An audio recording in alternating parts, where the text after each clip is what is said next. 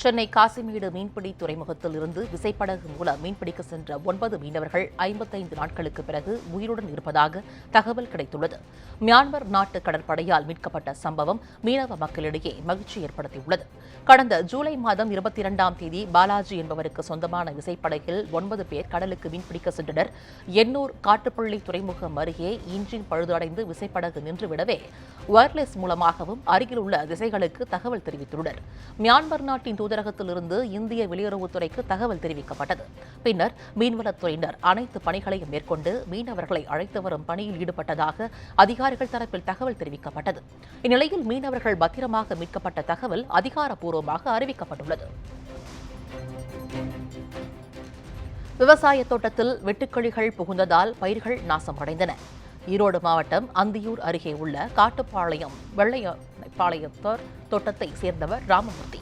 இவர் தனது விவசாய தோட்டத்தில் நிலக்கடலை மற்றும் தீவன சோளப்பயிர் பயிரிட்டுள்ளார். இந்நிலையில் இவர் பயிரிட்டிருந்த தீவன சோளப்பயிர் மீது நூற்றுக்கணக்கான வெட்டுக்கிளிகள் அமர்ந்து பயிரை சேதப்படுத்திக் கொண்டு பார்த்து ராமமூர்த்தி அதிர்ச்சி அடைந்தார். 1 ஏக்கர் பரப்பளவில் பயிரிட்டுள்ள தீவன சோளப்பயிரின் மேற்பகுதி இலைகளை சாப்பிட்டு சேதப்படுத்தியது. இதுகுறித்து விவசாயி ராமமூர்த்தி மாவட்ட வேளாண்மை தர கட்டுப்பாட்டு அலுவலகத்துக்கு தகவல் கொடுத்தார். இதைத் தொடர்ந்து வெட்டுக்கிளிகளை அழிக்க பாதிப்புக்கு உள்ளான இடங்களில் மருந்து தெளிக்கப்பட்டது.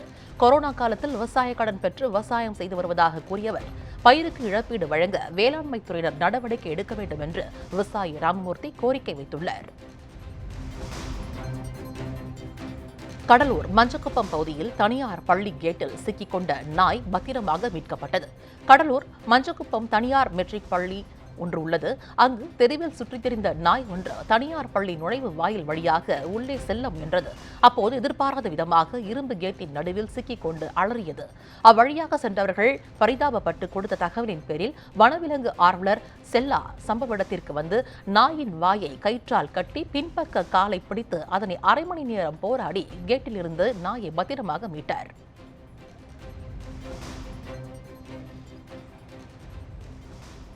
ஈரோடு மாவட்டம் ஆட்சியர் அலுவலகத்திற்கு வெடிகுண்டு வைத்திருப்பதாக மிரட்டல் விடுத்த நபர் கைது செய்யப்பட்டார். ஈரோடு மாவட்டம் பெருந்துறை அருகே உள்ள துடுப்பதியிலிருந்து நேற்றிரவு சென்னை காவல் கட்டுப்பாட்டு அறைக்கு செல்போனில் ஒருவர் தொடர்பு கொண்டார். வெடிகுண்டு வைத்திருப்பதாக மிரட்டல் விடுத்தார். செல்போனை வைத்து ஆராய்ந்ததில் அவர் துடுப்பதி பழையபாளையத்தை சேர்ந்த கௌரி சங்கர் என்பது தெரியவந்தது. இதனைத் தொடர்ந்து காவல்துறையினர் கௌரி சங்கரை பிடித்து விசாரணை மேற்கொண்டனர். அவர் மதுபோதையில் இருந்ததால் போதை மீறி வெடிகுண்டு புரளியை கிளப்பிவிட்டதாக தெரிவித்துள்ளார். இதனைத் தொடர்ந்து கௌரி சங்கரை கைது செய்த காவல்துறையினர் அவரை சிறையில் அடைத்தனர். சாத்தான்குளத்தில் கொரோனா ஊரடங்கு காரணமாக தீர்வு காணாமல் நிலுவையில் உள்ள புகார் மனுக்களின் மெகா மனு விசாரணை மேலா நடைபெற்றது. தூத்துக்குடி மாவட்டம் சாத்தான்குளம் புலமாடன் செட்டியார் மேல்நிலைப் பள்ளியில் இந்த விசாரணை முகாம் நடைபெற்றது. சாத்தான்குளம் உட்கோட்டத்திற்கு உட்பட்ட 4 காவல் நிலையங்களில் உள்ள அந்தந்த காவல் ஆய்வாளரின் தலைமையில் தனித்தனி முகாம்கள் அமைக்கப்பட்டு புகார்தாரர் மற்றும் எதிர்மனுதாரர் நேரில் அழைத்து விசாரணை மேற்கொள்ளப்பட்டது. நீண்ட நாட்களாக விசாரணை முடிக்கப்படாத புகார் மனுக்களுக்கு தீர்வு காணும் விதமாக இந்த மெகா விசாரணை முகாம் அமைந்திருப்பதாக கூறப்படுகிறது. திருவேற்காட்டில் கேக் வாங்க வந்த பெண்ணின் புகைப்படத்தை சமூக வலைதளத்தில் ஆபாசமாக சித்தரித்து பதிவிட்ட நபரை பாதிக்கப்பட்டவர்களை கண்டுபிடித்து போலீசில் ஒப்படைத்தனர். திருவேற்காடு பகுதியைச் சேர்ந்த பெண் ஒருவரின் செல்போனுக்கு அவதூறான அழைப்புகள் வந்ததாக கூறப்படுகிறது. இதுகுறித்து அழைப்பில் பேசிய நபரிடம் விசாரித்த போது சமூக வலைதளத்தில் இருந்து செல்போன் நம்பர் கிடைத்ததாக தெரிவித்துள்ளார். இதனையடுத்து பாதிக்கப்பட்ட பெண்ணின் கணவர் சம்பந்தப்பட்ட அந்த வலைதளத்திற்கு சென்று பார்த்தபோது தனது மனைவியின் படத்தை அவதூறாக சித்தரித்து அதன் மீது அவரது செல்போன் நம்பர் இருப்பது கண்டுபிடிக்கப்பட்டது. இதையடுத்து அதை பதிவிட்ட நபரின் சமூக வலைதள கணக்கை எடுத்து அந்த நபரிடம் பெண் பேசுவது போல பேசியுள்ளனர். இதனை நம்பிய அந்த நபர் தனது புகைப்படம் மற்றும் செல்போன் நம்பரை அனுப்பியுள்ளார். விசாரணையில் அதே பகுதியைச் சேர்ந்த பேக்கரியில் வேலை செய்யும் வெங்கடேசன் என்பது தெரியவந்தது. இதையடுத்து அந்த நபரை திருவேற்காடு போலீசாரிடம் ஒப்படைத்தனர்.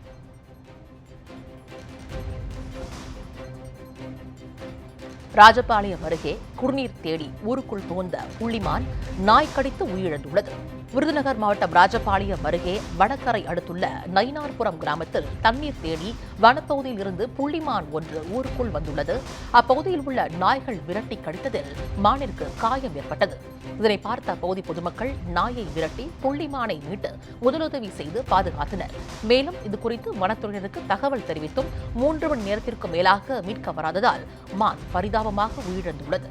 சத்தியமங்கலம் அருகே வீட்டில் இருந்த 4 பேரை வெட்டி நகை மற்றும் பணத்தை கொள்ளையடித்த 9 பேரை போலீசார் கைது செய்துள்ளனர்.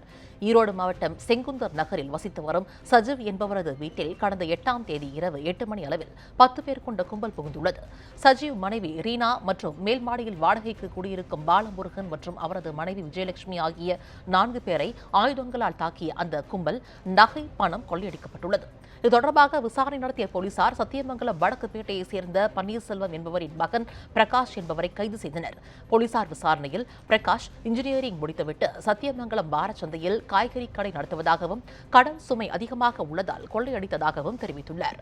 இதனையடுத்து அவர் கொடுத்த தகவலின் பேரில் மேலும் 8 பேரையும் போலீசார் கைது செய்துள்ளனர். விருதுநகர் புதிய தமிழகம் கட்சி நிர்வாகியை படுகொலையை கண்டித்து பழனியில் புதிய தமிழகம் கட்சியினர் மறியலில் ஈடுபட்டனர். விருதுநகர் மாவட்ட புதிய தமிழக கட்சியின் முன்னாள் மாவட்ட செயலாளர் ராஜலிங்கம் நேற்று முன்தினம் வெட்டி படுகொலை செய்யப்பட்டார். இந்த படுகொலையை கண்டித்தும் படுகொலை செய்த குற்றவாளிகளை கைது செய்யாத காவல்துறையையும் தமிழக அரசையும் கண்டித்தும் பழனி பேருந்து நிலையம் நுழைவு வாயிலில் புதிய தமிழக கட்சியினர் 20க்கும் மேற்பட்டோர் சாலை மறியலில் ஈடுபட்டனர். இதனால் சுமார் அரை மணி நேரம் போக்குவரத்து பாதிக்கப்பட்டது. மறியலில் ஈடுபட்ட அனைவரையும் காவல்துறையினர் கைது செய்தனர்.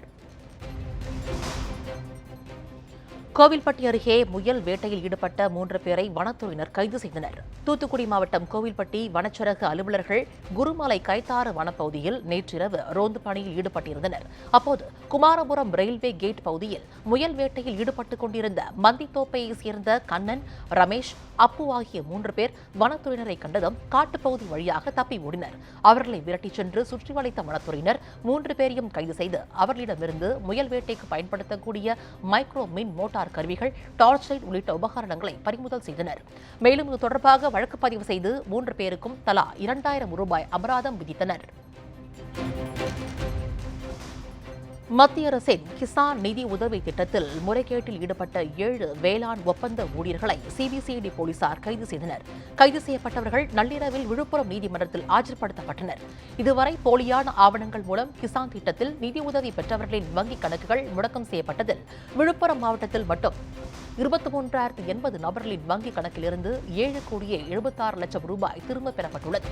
கிசான் திட்டத்தில் ஆன்லைன் மூலம் பதிவு செய்து முறைகேட்டில் ஈடுபட்டதாக புகார்கள் எழுந்ததால் ஆன்லைனில் கிசான் திட்டத்தில் பதிவு செய்யும் முறையும் நிறுத்தி வைக்கப்பட்டுள்ளது.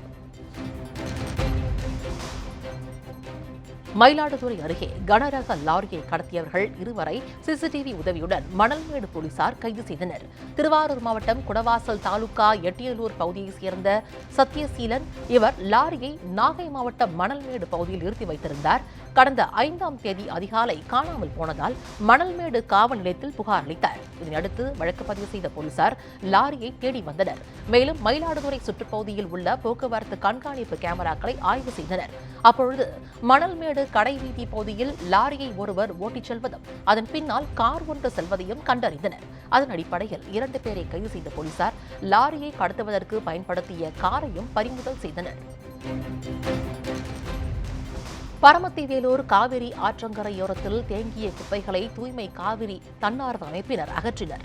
நாமக்கல் மாவட்டம் பரமத்திவேலூர் காவிரி ஆற்றங்கரையில் பிரசித்தி பெற்ற காசிக்கு நிகரான காசி விஸ்வநாதர் கோவிலும் எதிர்ப்புறம் மின்மயானமும் உள்ளது. கோவிலுக்கு வரும் பக்தர்களும் இறந்தவர்களுக்கு ஈமச்சடங்கு காரியம் செய்பவர்களும் பிளாஸ்டிக் குப்பைகள், காலி பாட்டில்களையும் விட்டுச் செல்வதால் காவிரி ஆற்றங்கரையோரம் குப்பையாக மாறி காட்சியளித்தது. இதனால் பரமத்திவேலூர் தூய்மை காவிரி தன்னார்வலர்கள் இயக்கம், மாணவ மாணவிகள், ஊர் பொதுமக்கள், பேரூராட்சி தூய்மை பணியாளர்கள் இணைந்து காவிரி ஆற்றங்கரை ஓரத்தில் தேங்கியிருந்த குப்பைகள், கழிவுகளை சுத்தப்படுத்தி தீ வைத்து எரித்தனர். பழனியிலிருந்து கோவைக்கு செல்ல பேருந்து இல்லாமல் 100க்கும் மேற்பட்ட பொதுமக்கள் பல மணி நேரமாக பேருந்து நிலையத்தில் காத்திருந்தனர். பழனி, கோவை, பொள்ளாச்சி உள்ளிட்ட பகுதிகளுக்காக பேருந்து போக்குவரத்து முற்றிலும் நிறுத்தப்பட்டது. பேருந்து மூலமாக பழனி முருகன் கோயிலுக்கு வந்து செல்லும் பக்தர்களுக்கு பேருந்து கிடைக்காமல் அவதிப்பட்டனர். பழனியிலிருந்து 5 மணி நேரத்திற்கும் மேலாக காத்திருந்தும் பொள்ளாச்சி மற்றும் கோவைக்கு ஒரு பேருந்து கூட இயக்கப்படவில்லை. இதனால் பயணிகள் அவதியடைந்தனர். மீன் விலக்குகளை திருடிய மர்ம நபர்களை சிசிடிவி காட்சிகள் மூலம் கண்டறிந்து போலீசார் சிறையில் அடைத்தனர். திருவண்ணாமலை நகரின் சின்னக்கடை தெருவில் உள்ள எலக்ட்ரிக் கடை உரிமையாளர் வேலையில் சென்றபோது கடைக்குள் நுழைந்த மர்ம நபர் மின் விளக்குகளை திருடிச் சென்றுள்ளார். கடையின் உரிமையாளர் வந்து பார்த்தபோது இல்லாததால் பொருட்கள் இல்லாததைக் கண்டு அதிர்ச்சி அடைந்தார். கடையில் இருந்த சிசிடிவி காட்சிகளை ஆய்வு செய்த போது மர்ம நபர் ஒருவர் அந்த பார்சலை எடுத்து செல்வது கண்டுபிடிக்கப்பட்டது. திருவண்ணாமலை நகர குற்றப்பிரிவு காவல் நிலையத்தில் எலக்ட்ரிக்கல் கடை உரிமையாளர் சிசிடிவி காட்சிகளை ஒப்படைத்தார். அதன் அடிப்படையில் போலீசார் வழக்கு பதிவு செய்து மர்ம நபரை தேடி வருகின்றனர். டீ கடைக்கு தீ வைத்த சம்பவத்தில் இளைஞர் ஒருவர் கைது செய்யப்பட்டார். மற்றொருவரை தேடும் பணி தீவிரமாக நடந்து வருகிறது. விருதுநகர் மாவட்டம் ஸ்ரீவில்லிபுத்தூர் அருகே கூமாப்பட்டியில் கடந்த 2 தினங்களுக்கு முன்பு 2 இளைஞர்கள் குடிபோதையில் ரகளை செய்து டீ கடைக்கு தீ வைத்துள்ளனர். தப்பி ஓடிய இருவரையும் தேடும் பணி தீவிரமாக நடந்து வந்தது. கடைக்கு இருவர் தீ வைக்கும் காட்சிகள் சிசிடிவியில் பதிவாகிய நிலையில் குற்றவாளிகளை போலீசார் தேடி வந்தனர். இந்நிலையில் பெரிய கருப்பன் என்ற இளைஞரை கைது செய்து நீதிமன்றத்தில் ஆஜர்படுத்தி மதுரை சிறுவர் சீர்திருத்த பள்ளியில் அடைத்தனர். மேலும் மற்றொரு குற்றவாளியான முனீஸ்வரனை காவல்துறையினர் தேடி வருகின்றனர். விவசாய நிலத்தில் 15 அடி ஆழத்திற்கு திடீர் பள்ளம் உருவானதில் அந்த இடத்தில் விளையாடிக் கொண்டிருந்த சிறுமி பள்ளத்தில் விழுந்து படுகாயமடைந்தார். கரூர் மாவட்டத்தில் கடந்த சில நாட்களாக பலத்த மழை பெய்து வருகிறது. கிருஷ்ணராயபுரம் தாலுகா ஓமந்தூர் பகுதியில் மேட்டு மகாநதி சேர்ந்த மச்சுவேல் என்பவர் நிலத்தை உழுது பயிர் செய்ய தயார்படுத்தி வைத்துள்ளார். அப்பகுதியைச் சேர்ந்த மோனிகா உள்ளிட்ட சிறுவர் சிறுமிகள் விவசாய நிலத்தில் விளையாடிக் கொண்டிருந்தனர். அப்போது ஒரு இடத்தில் திடீரென்று பள்ளம் ஏற்பட்டது. அதில் 11 வயதுடைய மோனிகா என்ற 7ஆம் வகுப்பு படிக்கும் மாணவி தவறி விழுந்தார். அக்கம் பக்கத்தில் உள்ளவர்கள் கூச்சலிட்டு குழிக்குள் விழுந்த சிறுமி மோனிகாவை காப்பாற்றினர். திடீரென்று ஏற்பட்ட இந்த பள்ளம் குறித்து கிருஷ்ணராயபுரம் வட்டாட்சியர் மற்றும் அதிகாரிகளுக்கு பொதுமக்கள் தகவல் அளித்தனர். இந்த பள்ளம் ஏற்பட்டது எப்படி என்பது தொடர்பாக ஆய்வு நடந்து வருகிறது. கிசான் திட்ட முறைகேட்டை கண்டித்தும் நீட் தேர்வினை ரத்து செய்ய கோரியும் திமுகவினர் விழுப்புரம் மாவட்ட ஆட்சியர் அலுவலகம் முன்பு ஆர்ப்பாட்டத்தில் ஈடுபட்டனர். கிசான் திட்ட முறைகேட்டில் ஈடுபட்ட அதிகாரிகளை கைது செய்ய கோரி அனுமதியின்றி ஆட்சியர் அலுவலகம் முன்பு 100க்கும் மேற்பட்டோர் ஆர்ப்பாட்டத்தில் ஈடுபட்டனர். ஆர்ப்பாட்டத்தில் ஈடுபட்டவர்கள் முறைகேடு தொடர்பாக மத்திய மாநில அரசுகளை கண்டித்து கண்டன கோஷங்களை எழுப்பினர். நீட் தேர்வு தொடர்பான தற்கொலைகள் அதிகரித்து வரும் நிலையில் நீட் தேர்வை ரத்து செய்ய கோரிக்கை வைக்கப்பட்டது. ஆனால் தடையை மீறி ஆர்ப்பாட்டத்தில் ஈடுபட்டவர்கள் கைது செய்யப்பட்டனர்.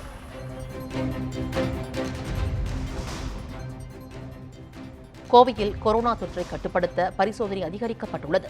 கொரோனா பரிசோதனை மேற்கொள்ள பொதுமக்கள் தயக்கம் காட்டக்கூடாது என மாவட்ட ஆட்சியர் ராசாமணி தெரிவித்துள்ளார். இதுகுறித்து ஆட்சியர் தெரிவிக்கையில், மாவட்டத்தில் சுமார் தினமும் 8500 பேர் வரை சளி மாதிரி எடுக்கப்பட்டு கொரோனா பரிசோதனை மேற்கொள்ளப்பட்டு வருகிறது என்று கூறினார். பரிசோதனை அதிகரிப்பதன் மூலம் தொற்று உறுதி செய்யப்பட்டவர்கள் உடனடியாக கண்டறிந்து தனிமைப்படுத்தப்படுவதால் மற்றவர்களுக்கு நோய் பரவாமல் தடுக்கப்படுகிறது. பொதுமக்கள் மிகுந்த கவனத்துடன் இருக்க வேண்டும் என்றும், ஏதேனும் சிறு அறிகுறிகள் வந்தாலும் அருகிலுள்ள அரசு மருத்துவமனைக்கு உடனே சென்று கொரோனா பரிசோதனை செய்து கொள்ள வேண்டும் என்றும் அறிவுறுத்தியுள்ளார். இதுபோன்ற மருத்துவமனைக்கு செல்ல முடியாதவர்கள் மாநகராட்சி சார்பில் நடத்தப்படும் மருத்துவ முகாமில் கலந்து கொண்டு பரிசோதனை செய்து கொள்ளலாம் என்றும் ஆட்சியர் ராசாமணி தெரிவித்தார். புதர் மண்டிய கால்வாயை சீரமைக்க வேண்டும் என்று விவசாயிகள் கோரிக்கை விடுத்துள்ளனர். நெல்லை மாவட்டம் ஏர்வாடி அருகே இனாம் ஆலங்குளம் உள்ளது.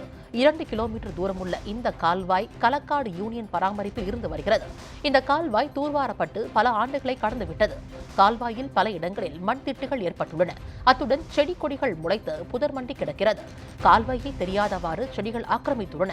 புதர் மண்டி கிடக்கும் கால்வாயை சீரமைக்க வேண்டும் என்று அப்பகுதி விவசாயிகள் பலமுறை முறையிட்டும் இதுவரை எந்த நடவடிக்கையும் எடுக்கப்படவில்லை என கூறப்படுகிறது. மழைக்காலம் நெருங்குவதால் கால்வாயை தூர்வார உடனடி நடவடிக்கை எடுக்க வேண்டும் என்று விவசாயிகள் கோரிக்கை விடுத்துள்ளனர்.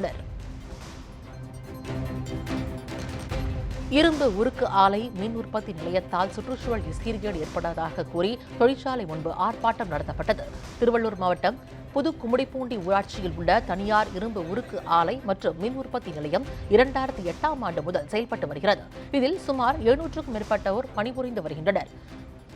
உற்பத்தியால் சுற்றுச்சூழல் பாதிப்பு ஏற்படுவதை தடுக்க வேண்டும் உள்ளிட்ட கோரிக்கைகளை வலியுறுத்தி தனியார் தொழிற்சாலை நுழைவு வாயில் முன்பாக கிராம மக்கள் கொட்டும் மழையில் கண்டன ஆர்ப்பாட்டத்தில் ஈடுபட்டனர். இரும்பு உருக்கு ஆலையால் காற்று மாசடைந்து சுவாச கோளாறு உள்ளிட்ட பல்வேறு நோய்கள் ஏற்படுவதாகவும் ஆர்ப்பாட்டத்தின் போது புகார் கூறப்பட்டது. போலீசார் நடவடிக்கை எடுக்கவும் காவல் நிலையத்தில் புகார் அளிக்கப்பட்டது. மூடப்பட்ட வாரச்சந்தைகளை ஒரு வாரத்தில் திறக்க அனுமதிக்க கோரி தந்தை பெரியார் திராவிட கழகத்தினர் போராட்டத்தில் ஈடுபட்டனர். மதுரை மாவட்டத்தில் உள்ள வாரச்சந்தைகள் இயங்க 6 மாதமாக தடை விதிக்கப்பட்டுள்ளது.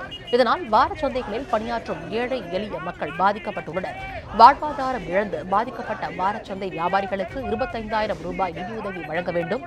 மேலும் வாரச்சந்தை வியாபாரிகளுக்கு முத்ரா திட்டத்தில் 50,000 ரூபாய் கடனுதவி வழங்க வேண்டும் என்ற கோரிக்கைகளை வலியுறுத்தி மதுரை மாவட்ட ஆட்சியர் அலுவலகம் முன்பு ஆர்ப்பாட்டம் நடத்தப்பட்டது. மேட்டுப்பாளையத்தில் காலில் காயம் ஏற்பட்டு நடக்க முடியாமல் அவதிப்படும் காட்டு யானைக்கு சிகிச்சை அளிக்க மருத்துவ குழுவிற்கு உதவியாக சுயம்பு என்ற கும்கி யானை வரவழைக்கப்பட்டது. கோவை மாவட்டம் நெல்லித்துறை வனப்பகுதியில் காலில் காயத்துடன் ஒரு ஆண் காட்டு யானை கடந்த 2 மாதங்களாக சுற்றித் திரிந்து வந்தது. காயமடைந்த யானைக்கு சிகிச்சை அளிக்க வனத்துறையினர் கால்நடை மருத்துவக் குழு மூலம் நடவடிக்கை எடுத்து வருகின்றனர்.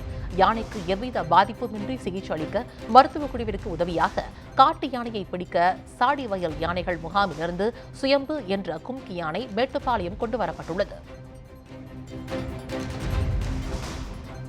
குன்னூர் மலைப்பாதையில் சுற்றித் திரியும் காட்டு யானைகளால் விபத்து நேரிடும் என்பதால் வாகன ஓட்டுநர்கள் கவனத்துடன் வாகனத்தை இயக்க வேண்டும் என வனத்துறையினர் எச்சரிக்கை விடுத்துள்ளனர். ஊரடங்கு அமலில் இருந்த காலகட்டங்களில் வாகனங்களின் போக்குவரத்து தடை செய்யப்பட்டிருந்தது. இதனால் மனித நடமாட்டம் இல்லாத இந்த சாலைகளில் வனவிலங்குகள் சுதந்திரமாக சுற்றித் திரிந்தன.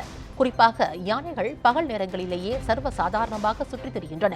எனவே மலைப்பாதையில் குறைந்த வேகத்தில் வாகனங்களை இயக்க வேண்டும் என்றும், குறிப்பாக யானைகள் நடமாட்டம் உள்ள பகுதிகளில் ஒலி எழுப்பவும் புகைப்படம் எடுக்க வேண்டாம் என்றும் வனத்துறையினர் எச்சரிக்கை விடுத்துள்ளனர். இத்துடன் இந்த செய்தியறிக்கை நிறைவடைகிறது. அண்மை செய்திகளுக்கு தொடர்ந்து இணைந்திருங்கள் நியூஸ் 7 தமிழோடு.